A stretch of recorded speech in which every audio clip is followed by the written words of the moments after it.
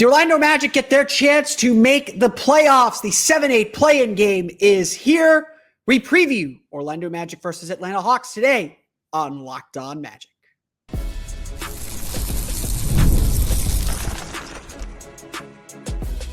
You are Locked On Magic, your daily Orlando Magic podcast, part of the Locked On Podcast Network, your team every day.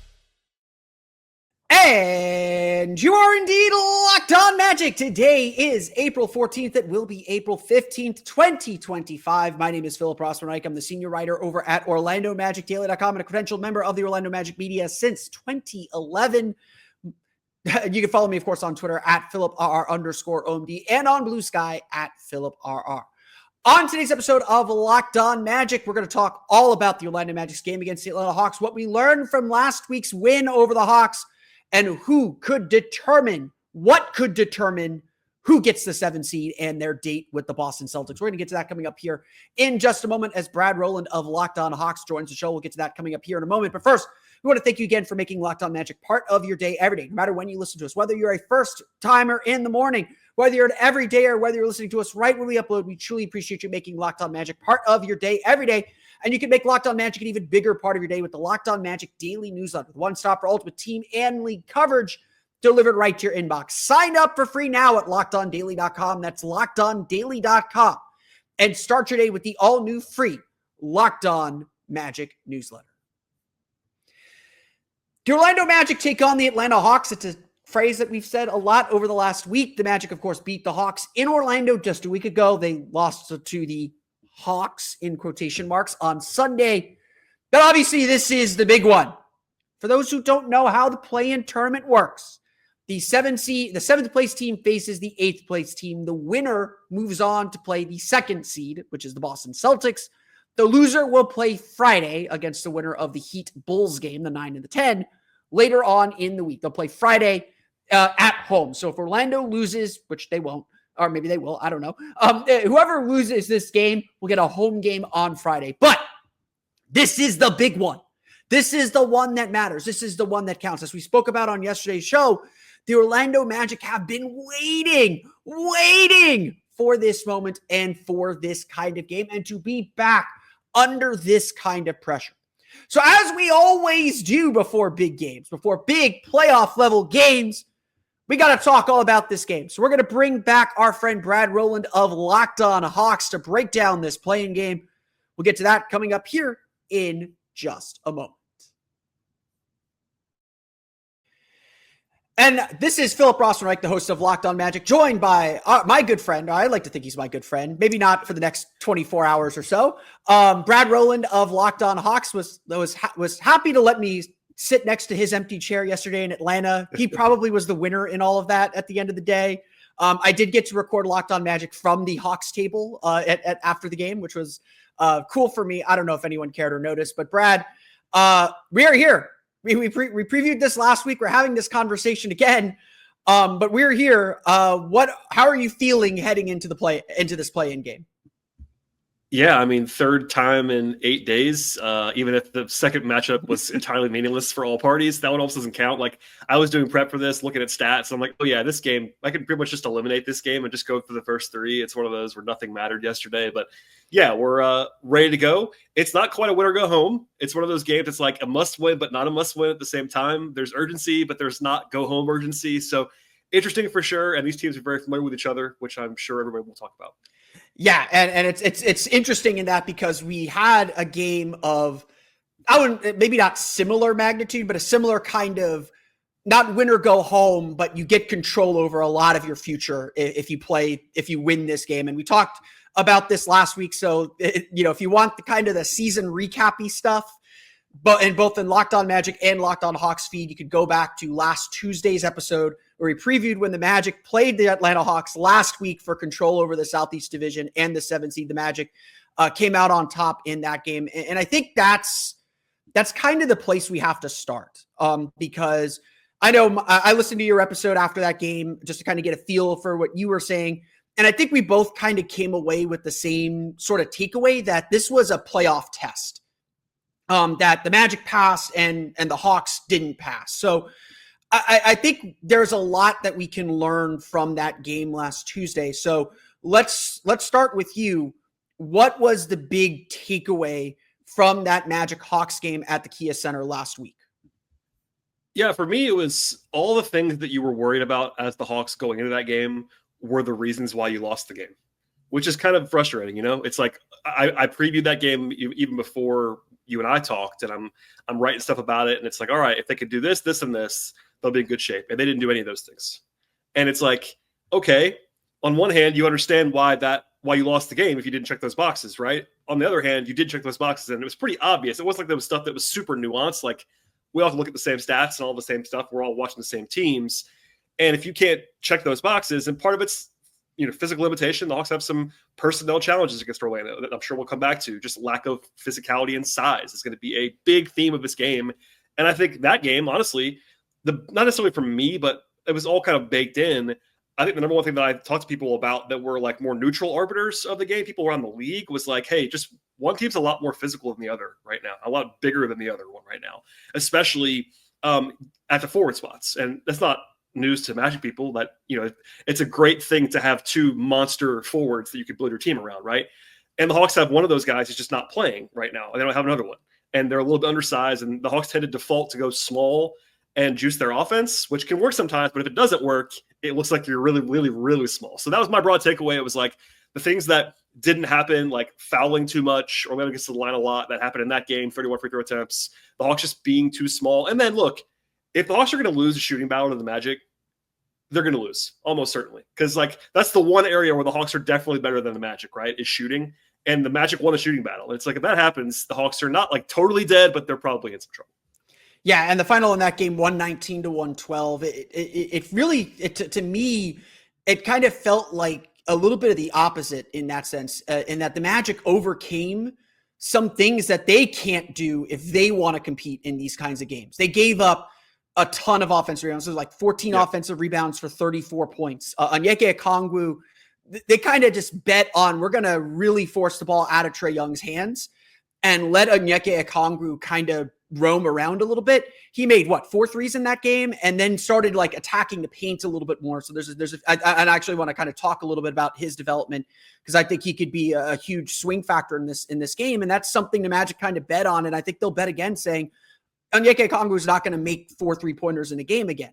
The Magic also missed 10 free throws in the game. They left a lot of points on the board. It almost, to me, and I'm curious what you think about this, it almost felt to me like, yeah, the Magic won by 7. They were up by 6 in the fourth quarter. Atlanta looked like they were making that last push. It almost felt like to me the Magic should have won this game by more. Like it should have been a 15, 20-point game. And the Magic made not like huge mistakes, but they didn't like kind of put their foot on the pedal. It was just when they got challenged, especially in that fourth quarter, they made that run to take that 6-point lead with about 5 minutes to go back out to 12. They kind of got challenged, and then they kind of put their foot down at the end there to take full control over the game and win it. And it was a game where they were in control for most of it. Like they had the lead. It was up around, they made that push, I think, toward the end of the second quarter to get it up to 10-11. And that's where it kind of stayed. They never fully ran away. They never let Atlanta back in the game. They just kind of felt like Orlando, to me, left some points on the board. They weren't perfect, and they still won the game and won it relatively comfortably. Yeah, I was going to say, I'm pretty sure on my reaction, I said this, and if I didn't, I probably should have, but this was not as close to the game as the final score indicated, to your point. Like, it was a 14-point game with like 75 seconds left, and the Hawks scored the last 7 points to make it look closer than it was. Now, it wasn't a blowout either, to your point. It was a 6-point game mid-fourth quarter. It was never out of control until probably, the 2-minute mark, 3-minute mark of the fourth quarter. Yeah. Like, it was still in somewhat of a doubt, but 7 was probably not indicative of the final score of what it probably could have been. Maybe if you average out the shooting, Orlando had one of their better shooting nights and the Hawks didn't. But you said already, the Hawks did some stuff that they don't always do. Like, they really, really dominated the offensive glass. I'm pretty sure that was their season high in second chance points in a game, which you wouldn't expect against this Magic team, given where the Hawks are. So, things happen. It's one basketball game. We'll talk about another one that's going to happen on Tuesday. But I think that is definitely fair. I don't know if Hawks fans would love to hear that, but on that particular night, Orlando was probably 10 points better than the Hawks in that game. And granted, the games in Orlando and all those things, but the game's in Orlando again. So as we'll talk about later, the Hawks are going to be underdogs in this game once again for a reason.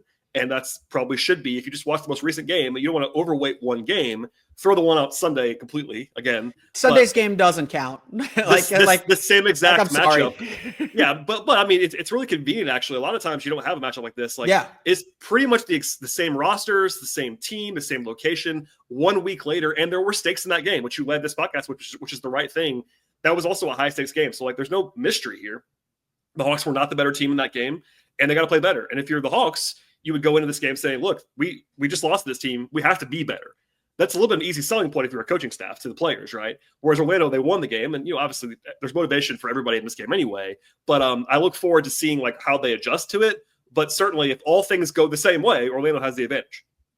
Yeah. And look, there's, like you mentioned, we've kind of hinted at the size, and I think we'll get to kind of X factors in this game as we start to look forward to Tuesday's game rather than back to last Tuesday's game. There's definitely size advantages, but I was really impressed with the way in that game, the way Atlanta was able to kind of find pockets to really attack them. Obviously, and we'll get to X factors and players who can turn the game, but a big factor in that game that I know you mentioned on your pod, I don't think I mentioned enough on my pod. Zachary Ricochet was in foul trouble very early in that game. Quinn Snyder fouled him out of the game, essentially, which is something the Magic did very, very well back in the 2010 playoff series. I like referencing that because when you can get Al Horford out of the game with two quick fouls like they did, it changes your game. I'm curious, do you feel like the Hawks will treat this more like that do or die and say, look, we got to trust even a rookie. We got to trust a rookie who Ricochet gives them a little bit of size. He's not, fully that big, obviously, but he gives them more size. The joke that I've been making with a lot of people is Dyson Daniels is an all defensive team player, fantastic defender. I thought he defended Franz Wagner pretty well. He's still too small to ride that ride. Franz is still going to find advantages even against a really good defender like Dyson Daniels. Getting some size on the floor against Franz or Paolo, because Paolo is probably going to be guarded by Okongwu again. That was one of the big adjustments in that game. That's going to be essential for Atlanta to really fight back in this game if Orlando is aggressive, and especially if they're making shots. Yeah, I think in general the Hawks just deferred too small in that game the entire time, which is a Quinn Snyder thing that he does, honestly. So it might happen again. I'm prepared for it. If it happens again, I'll be frustrated by it, I'm sure. And this is not even a Quinn Snyder thing. It's I believe 90% of head coaches are too conservative on foul trouble issues, especially for low foul players. My rant on that show was Ricochet is a 2 foul per game player. He shouldn't be getting fouled out of a game in the first half. He ends up playing, I think it was 16 minutes. And I'm not telling you that he's this end all be all. He's a really good prospect and already a pretty good player, but he would help them with length. And even Mo Gay, who is a flawed player, but they need Mo Gay's defense in this matchup. And Mo Gay was fouled out in this game as well. He had 4 fouls in 18 minutes, and they were conservative with him as well. So that doesn't fix everything, but I do think that having more length around, especially if they plan to, as you already alluded to, if they plan to have Okongwu be the primary on Paolo, which makes sense to me, given they don't have anybody else to do it, honestly, you need some secondary rim protection as well, just length behind the play, because the theory of doing that makes a ton of sense until you realize there's no one behind Okongwu to be the help defender. And if Gay's not going to do that, they don't really have the second guy to do that. So that's kind of why I led with it earlier. It's really hard to deal with these two big forwards. Dyson can at least handle Franz reasonably. Yeah, they'll play a little bit of a stalemate. It won't be your typical Dyson Daniels game. And Franz is a quality player, a good defender against an all-star level player. They're not going to win. You're hoping to just break even. Of course. And also, it's not Dyson's best. I mean, Dyson, for as physical and big as he actually is, he's not his best. It would be guarding a 6'8" forward. He's probably better against guards than he is someone like Franz. So long story short, they don't have perfect personnel. So keeping guys that actually have length on the floor, Ricochet and Mo Gay, isn't perfect, but they could definitely use that extra size in this matchup. I mean, if these teams were perfect, they wouldn't be in the 7-8 play-in game. They'd be preparing for a playoff series next weekend, and that's part of the fun of these games. We've talked plenty about last Tuesday's game. Let's talk about what we expect to be the X factors or the key factor in turning the upcoming game in the play-in game, the game that actually matters. We'll get to that coming up here in just a moment. But first, today's episode of Locked On Magic is brought to you by our friends over at Hungry Roots. Spring is here. The pollen certainly says so. And life is busier than ever. Between work, family, and everything in between, who has time for grocery shopping and meal prep? I know I certainly don't with all the traveling that I've been doing lately and the traveling that I'm sure Brad and I will be preparing for, hopefully both of us this weekend. That's why I use Hungry Root. It makes eating healthy, delicious meals simple and stress-free. Hungry Root is like having your own personal shopper and nutritionist wrapped into one. They take care of grocery shopping and meal planning, offering personalized recommendations based on your tastes and health goals. I love how Hungry Root tailors my orders based on what I like or don't like, and it gets smarter every time. With their high-quality, nutritious food, you can stick to your gut-friendly, high-protein diet without spending hours planning. The meals come together in 15 minutes or less, giving you more time for whatever you want to do in life. Take advantage of this exclusive deal. Get 40% off your first box, plus a free item in every box for life. Go to hungryroot.com/LockedOnNBA and use code LockedOnNBA. That's hungryroot.com/LockedOnNBA, code LockedOnNBA for 40% off and a lifetime free item.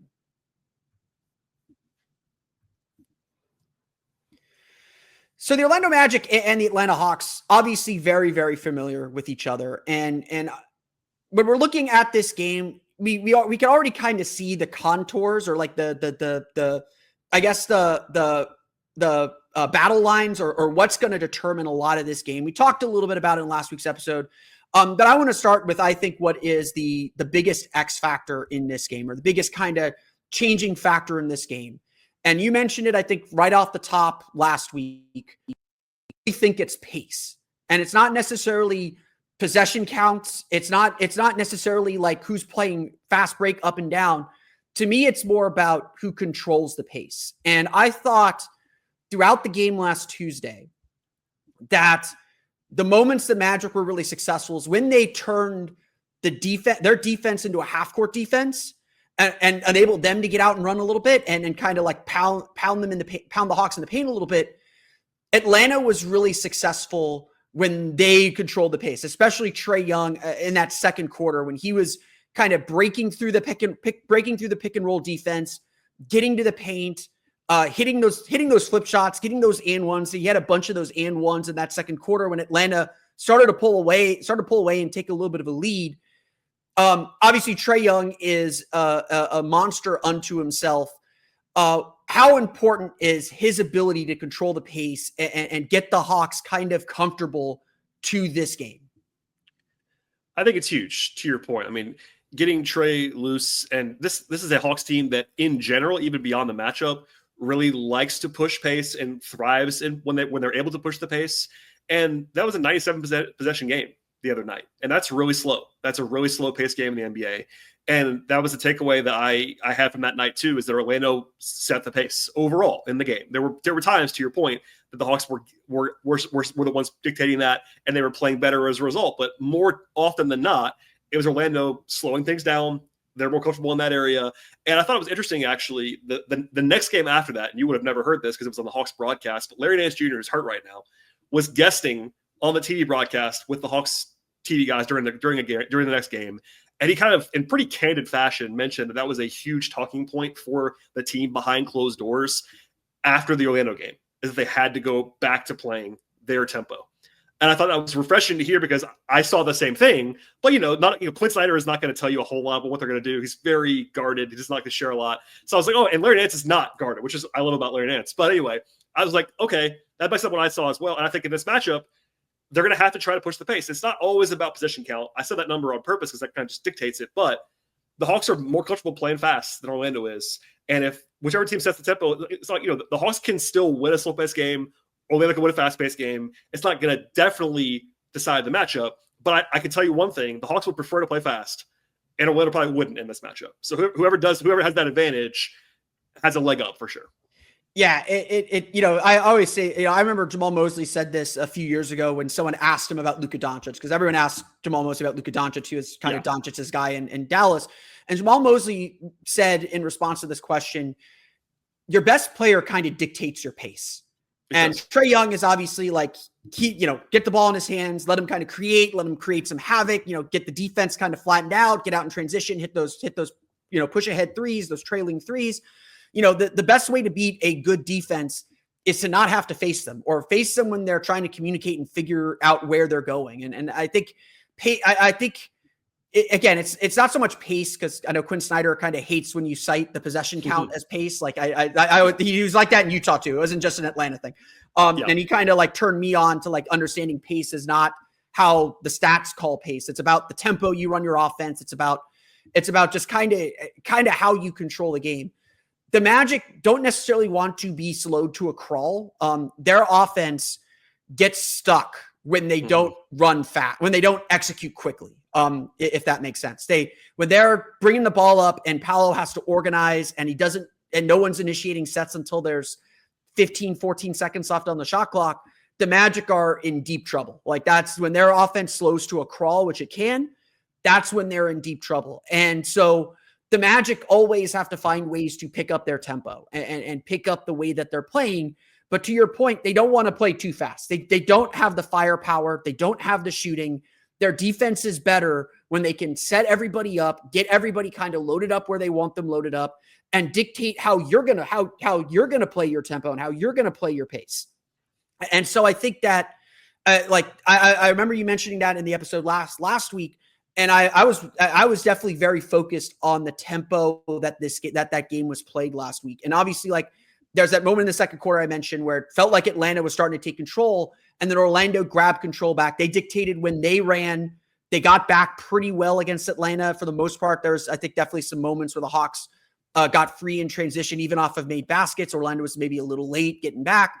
That's going to be, I think, a huge deciding factor in the game.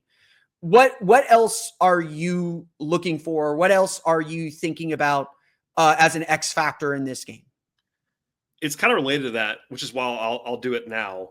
And I tend to push back on people just using fast break points as transition, because it's not exactly a good thing. Yeah. An indicator. It's not always perfect, but the Hawks had 5 fast break points in the game on Tuesday, and that's not enough for what the Hawks want to play. And I use that now to say, this is part of this too. Whichever team wins the turnover battle is probably going to have a leg up in this matchup, which I know is obvious, but both teams are not great taking care of the ball, and both teams are great at forcing turnovers. So they both really feed their offenses with turnover creation defensively. They're able to push pace, all those things. And that's a way to get stops on both sides. And in the first matchup, unsurprisingly, given the way it went, Orlando had, I think it was 14 turnovers, and the Hawks had 18 turnovers. That's only 4. It's only, quote unquote, only 4, but that's 4 possessions. And that's not a small thing when both teams, again, rely on that to some degree as far as defensively. And Quinn Snyder always makes this point about your defense, like, and sort of feeding your offense, but not taking the ball out of the net really is a big factor in your offense being much better. But the easiest, best way to do that is to turn the ball over, because a lot of those live ball ones will lead to easy buckets, moving and transition and all those things. So because the profiles are so similar in teams that do have some ball security issues and also have ball hawks on defense, whichever team, if it's neutral, it's neutral. That's kind of fine on both sides, I would imagine. But if one team loses that battle and one team wins it, it will surprise me if that team does not win the game. Yeah, and I think to that point, like, I don't know what the last time I looked at the FanDuel spread, it was 5.5 points. This is gonna be, or this set, the two take out the game on Sunday because it doesn't count. The Hawks won the first game by 4 points. The Hawks won the first game by 6 points. The Magic won the second game by 6 points. The Magic won the third game by 7 points. This is going to be a tight game. To me, it feels. I know I said the Magic probably should have won last week's game by more, but this is a game where both teams have very, very clear flaws. And like last week's game, it feels like the team that can overcome those flaws. So whether it's turnovers, whether it's, the Magic's 3-point shooting, whether it's the Hawks getting out in transition and trying to find those extra possessions. Jamal Mosley talks a lot about the possession game. And for a low possession team like the Magic that struggles to score, losing that possession battle, giving up extra offensive rebounds, that was something the Magic were really disappointed in that game Tuesday. They were happy to get the win, but Jamal Mosley mentioned it specifically after the game. We got to do a better job on the offensive glass, and we got to make our free throws. Like, we left the door open for this loss. We were still able to walk through, get the win, but we left the door open. And Jamal Mosley, I think he even said after Sunday's game that in a game that feels this tight, it's going to be the margins. It's going to be which team gets the details better, which team gets the better details, which team gets that last loose ball. There's some near fighting in that game last Tuesday. It was rough and tumble, and there's gonna be some talking. He's got Paolo likes to talk, Georgie Yang likes to talk, Trae likes to talk. It's gonna be an intense game, and so I'm expecting it to be decided by little things. Now, obviously we all expect. And we're 20 minutes into this thing, and we've talked a little bit about Trae and a little bit about Paolo and a little bit about Franz. It's still going to, you have to expect your stars to play big. We know Trae shows up in big games. Paolo doesn't have a long record on playoff level games, but he showed up, averaged 27 points per game in the playoffs last year.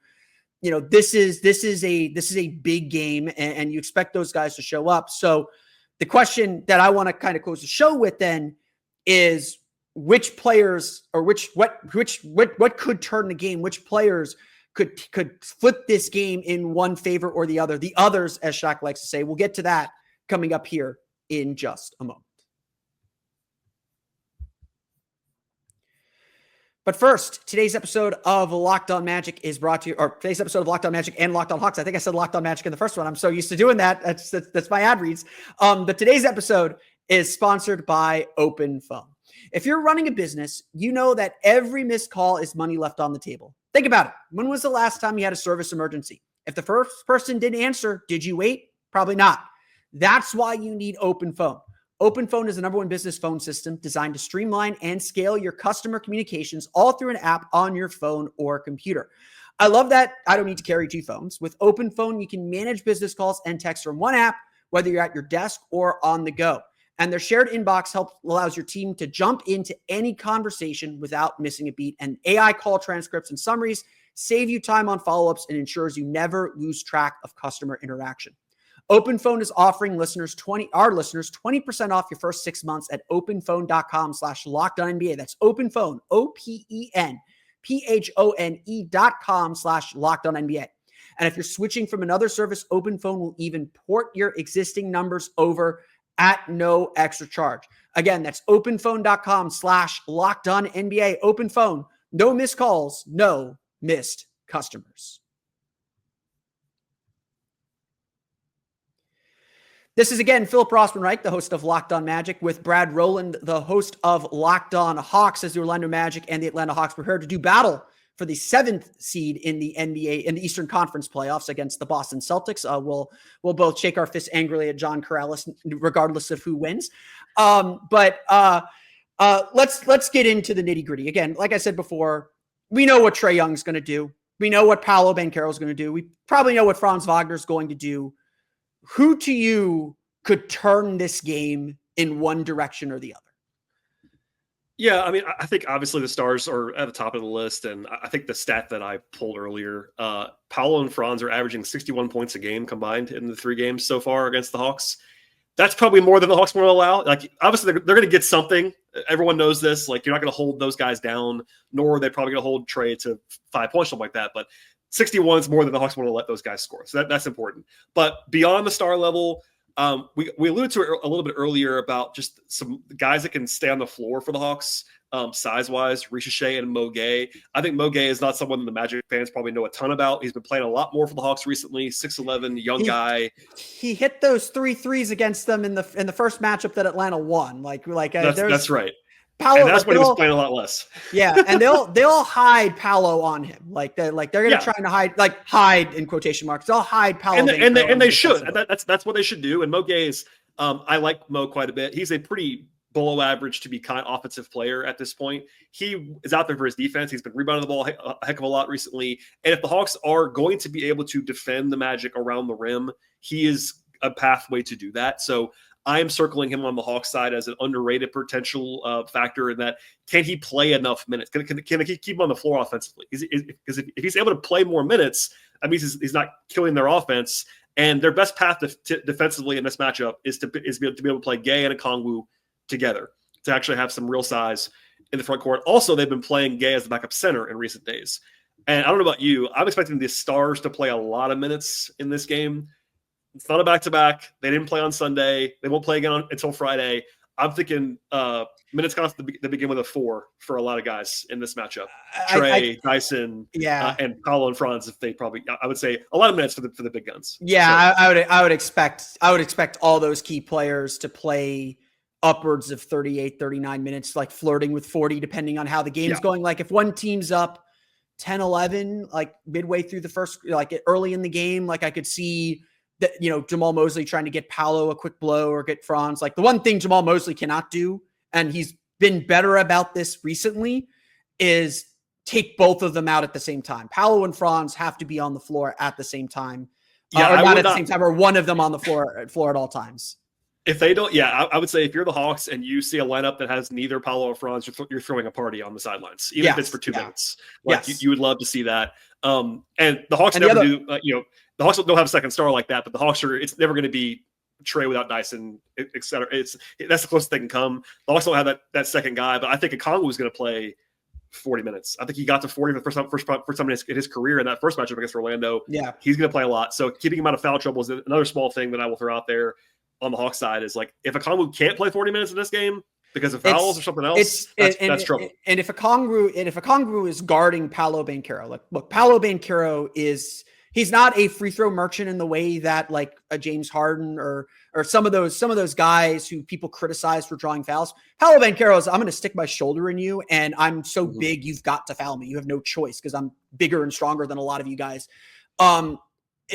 It's going to be fascinating because I think one of the reasons Okongwu got in foul trouble is he was the primary defender on Paolo Banchero, and I think that's probably, like you said, that's probably the right move for Atlanta, all things considered, with the matchups they have. And so on the Orlando side, I think one of the big turning points or one of the big things that turned last week's game is Wendell Carter had a really strong game. Like I'm going to pull up my stat sheet here. He had 17 points and 9 rebounds, including 5 offensive rebounds. He had 6 steals and 3 blocks as well. 6 steals for Wendell Carter Jr.? 6 steals for Wendell Carter Jr. He had 9 stocks. It was like crazy. Probably the best game he's played all year, to be perfectly honest, because Wendell's had a really, really rough season. But because Okongwu was on him, and I think they had Mo Gay on Carter, or if Okongwu was out there and Gay had to be out for the backup center, you're losing a lot of size, and that allowed the Magic to really attack the offensive glass. The biggest thing for me that I'm concerned with is, Trae Young is going to kind of get his, even if you defend him well. And I think the Magic generally have defended Trae Young pretty well in the three games that they played against him, forcing a few turnovers, like kind of picking their spots of when they want him to score, when they want him to get others involved. They kind of like pick how Trae wants to play. And that's, I think, going to be a key thing in this too, is how they throw different defenses at him. And Wendell Carter's a big part of that because he'll blitz Trae. They'll put just a lot of size. They'll put Franz on him. They'll put a lot of size on Trae Young and just make him work for everything. But Atlanta has just a lot of guys that can get hot. Karis LeVert can hit threes. Terrence Mann can get himself going. Niang can hit threes. Zachary Risachet can hit threes. He's had some really big scoring games, and he's made such a big push at the end of his rookie season. It's been really nice to see, as just from a cheering for players to develop type deal. The Magic, they have Paolo and Franz, and that they can count on them. They don't know who else they're going to count on. Like the Magic. Well, I was actually going to ask you this. Because it's my last point I was going to make at some point. So goes right into the last matchup a week ago. The non-Paolo, non-Franz, I'll call it the supporting cast. Yeah, call that. Shot 10 of 22 from 3. Mm-hmm. If that happens again, the Hawks are in trouble, I would say. Now, that doesn't usually happen, as I know you chronicle all the time. That does not usually happen. Yes. But if that happens, the Hawks are probably in trouble. So, like, what did you make of that? As far as, like, a lot of them are open looks. That's going to happen. But I circled that too. Like, this is a big game. At home, there's always the theory that supporting guys play better at home, shoot better at home, etc. Games in Orlando, but man, I know from talking to Hawks fans, if they see that again, if they see all these guys that don't make shots all year long, make shots against them, they're gonna pull their hair out. So I would warn your Hawks fans about this, and put them on a little bit of alert. Over the last 18 games, so the Magic went 12-6 their last 18 games. So that includes the last 2 games. Magic shot pretty well from 3 in the Atlanta and Indiana game, so doesn't mess up the stats too much. The Magic are shooting 35% from 3 over their last 18 games. Kentavious Caldwell-Pope is back up to, he was shooting like 31, 32% for most of the season. Over the last month, he's up to 34, nearly 35% from 3. He's shooting almost 45% from 3 in his last 18 games. And like, this is the kind of game you brought Kentavious Caldwell-Pope in to score and be a factor in. Anthony Black is going through a nice little shooting spurt. He can be wildly inconsistent, but the Magic play well when he makes 2 threes. Gary Harris has suddenly decided to start making threes again. So yes, you look at the big picture stats and you look at kind of the full season stats, and the Magic were the worst 3-point shooting team in the league at 31%. There's no hiding from that. The Magic always feel like there's a dud around the corner. Like they could just have that random 5 for 35 game. And that's just kind of who they are. And that's kind of what they do. But pretty consistently over the last month and a half, they're making threes. I would agree with you that game last Tuesday was more unusual for them, was a little bit on the higher end, but they've been doing that more and more lately. And so it wasn't so surprising. It was good to see them do, like, from the Magic perspective, it was good to see them do it in such a big spot. Cause again, like, especially against better defenses. So we saw this against like Dallas and against the Clippers a few weeks ago. The Magic just couldn't hit shots. It didn't matter if they were open, didn't matter. It can become a little endemic when they miss a couple open threes in a row. I know we talked about this last week. Atlanta's defense has really been struggling. They're giving up a lot of open threes. Orlando's probably going to make open threes if you give them up. That was not the case 2 months ago. It was a coin flip if they're going to make those open threes. Now they're going to make them if you leave them open. And there's some trust built in now. Yeah, it's a huge factor. I mean, obviously you don't want to give up that many open ones, but I think I said this earlier. I'll say it again. Like, the Hawks have to know that they're not in good position if they don't outshoot the Magic, or at least be even. But preferably, that's the one area where they have a real clear advantage is with their shot making. Not necessarily inside the arc, but especially outside the arc, and more of their. You mentioned before they have a bunch of guys that can make shots. They don't have a ton of like dead-eye shooters on this roster. Niang is probably the best case of that. Trae's still a good shooter, Ricochet, but they do have just general depth and guys can get hot. I think LeVert would be a big X factor as well. Not like a guy that I wanted to lead with, but a guy that was really good at the last week of the season and will play a lot of minutes in this game. I think the Hawks are going to play Karis LeVert 30+ minutes off the bench if I had to guess. Yeah. So you'll see a lot of him. Yeah. Just like let's close out the kind of preview part. One of the ideas that I had when we got into this is who's the player that besides the stars. And like, look, I think we could both agree a lot of the Hawks kind of offense and like the thing that I would fear the most is Trae Young getting hot. I think the Magic just generally in the 3 games have done a good job preventing Trae from like finding a rhythm from 3 so that he doesn't go on these kind of big 3-point scoring runs. They kind of limit him to step backs and kind of low percentage shots. And if he makes them, he makes them. It's Trae Young. He's going to make some of those. But I think like a big factor is the Magic keeping Trae out of rhythm, like I mentioned. Like Franz Wagner's going to get the primary defense on Trae Young. Like they're going to put a 6'10" guy on Trae Young, put a lot of size on him. If he tries running screen and rolls, Wendell Carter is going to blitz. It wouldn't shock me if, Jonathan Isaac's probably going to be the backup center. They're going to be very comfortable blitzing or switching Jonathan Isaac onto Trae Young and just kind of trying to keep him out of the paint and force him to either force shots or get downhill against bigger players where he's going to have to work a little harder to get those floaters. Again, like that second quarter last week, he got a little loose in that second quarter, and that's when Atlanta, I think, really found a rhythm. The guy that I'm most afraid of as the Magic is Zachary Ricochet because he has the size. We've seen him capable of having big 3-point shooting games. And Orlando they're good at limiting 3-point attempts. They're going to fly around and challenge a lot of those shots and try and chase guys off the line. But they'll give up threes to concentrate on keeping Trae Young out of the paint.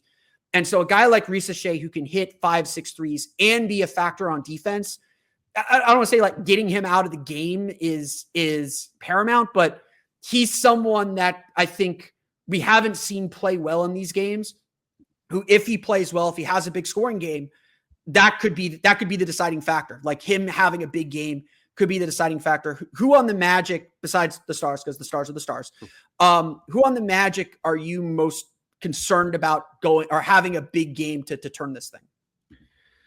Yeah, I'm struggling with this a little bit. I think it's probably KCP as a shot maker because I think you mentioned it before, but he's done this before. He's not going to be afraid of a playoff level setting. He's been better recently, and he's the shooter that I think I trust the most of their supporting guys. So would it surprise anybody if he hit 5-6 threes in this game? I don't think it would. I'd be a little bit worried about that.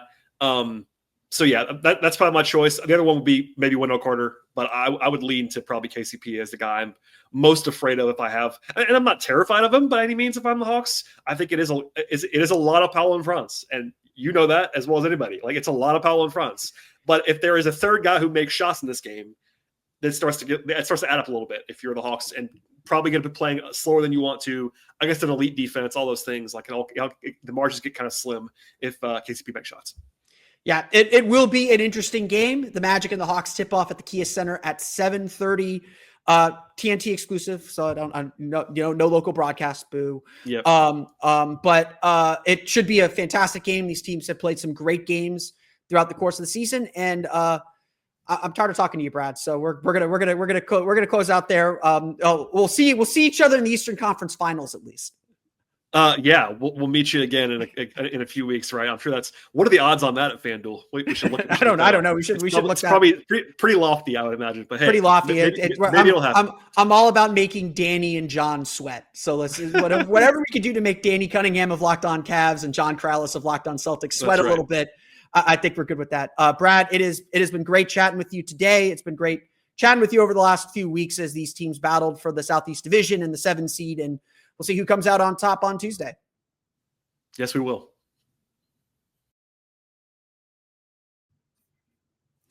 I want to thank Brad Rowland once again for coming on to the show. Always appreciate his insight. Always appreciate him talking about the Atlanta Hawks. Great podcast. If you've never listened to Locked On Hawks, definitely give it a couple listens as well to get yourself ready for this game. Brad is one of the best. Really appreciate him as well. You can find him on Locked On Hawks. But that's going to do it for us today. I want to thank you all again for listening to today's episode of Locked On Magic. Of course, find me on Twitter at @PhilipR_OMD and on Blue Sky at PhilipRR. You can subscribe to the podcast on Apple Podcasts, Stitcher, TuneIn, Himalaya, Google Play, Spotify, Odyssey, and all the links to all podcasts to your podcast-enabled listening device. For the latest on the Orlando Magic, be sure to check out OrlandoMagicDaily.com. You can find us there on Twitter at OMagicDaily. And for even more Orlando Magic content, be sure to check out my Patreon page, your Orlando Magic Hub, at patreon.com/Orlando Magic Hub. That's where you get my immediate reaction to the Orlando Magic game against the Atlanta Hawks, as well as on our YouTube page at Locked On Magic. As if all that's not enough, you can also check out the Locked On Magic daily newsletter. Now that we're in the playoffs, now that we're in the postseason, the best place to get immediate reaction, to get daily reaction, to get the bite-sized reaction from both me and from the experts around the league is the Locked On Magic daily newsletter. And now if you subscribe, you can get a chance to win some amazing prizes like a $2,500 Best Buy gift card to upgrade your sports cave setup, a $300 Game Time gift card to make sure you get those tickets to the big game, and a $200 Fanatics gift card to make sure you are dressed appropriately for said game. Sign up between now and April 30th to be entered. Our Magic newsletter delivers real-time updates, expert analysis, and playoff insights tailored for you. Subscribe now for free to the Locked On Magic newsletter and stay ahead as the season unfolds. Subscribe today. Click the link in the description or go to LockedOnDaily.com to enter. That's good for me today. We'll be back tomorrow to break down the Orlando Magic's game against the Atlanta Hawks. Begin looking ahead to whichever game is next, but we'll get to that on tomorrow's episode. We'll see you at 7:30 at the Kia Center. Until then, for Orlando Magic Daily and Locked On Magic, we'll see you again next time for another episode of Locked On Magic.